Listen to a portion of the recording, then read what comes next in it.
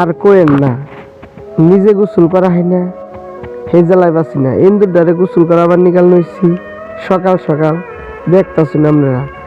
একবার তুলি, একবার জায়গায় দেখি রে, জানি যে শীত ধরবো, এই জন্য নিজে গোসল করা বাদ আগে ইন্দুর দ্বারে গোসল করে নিতেছে। গোসল করাম না হারাম দাদা, আমার ঘরে আসবাবপত্র জিনিস, দোকানের জিনিসপাতি খাইয়া একবারে সর্বনাশ করে হালায়। এর জন্য বালতির মধ্যে নিয়ে চুবাইতেছি। হ্যাঁ, ভালোই আছে, কথা হলে না দেখে চুবানি খাইতেছে।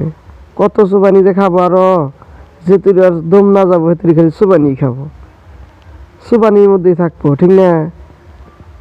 দেখতেছেন দেখুন কিবা চোখ পলান্টি খেলে। চোখ পলান্টি যখন খায় দায়, তখন চোখ পলান্টি খেলে না, খালি গড় হইতে দেয়, উড়া তোরা করে। এরকম ইন্দুর শিখে যার ঘরে আছে সে জানে কি জ্বালা। দেখতেছুন কি বা করে ডুবাই ডুবাই ওরে হাতার বাড়াইতেছে, ডুবাইয়া ডুবাই। হ্যাঁ, হাতার না পারলি তো আর হাতার শিখানো না, সেজন্য হাতার বাড়াই শিখাইতেছে ওরে। একবারে উড়া দুরা ভাবে হাতার বাড়াইতেছে। মরবো না বাইসা থাকবো ওটা আমার দেহের বিষয় না, আগে ওরা সাঁতার শিকার নাকবো।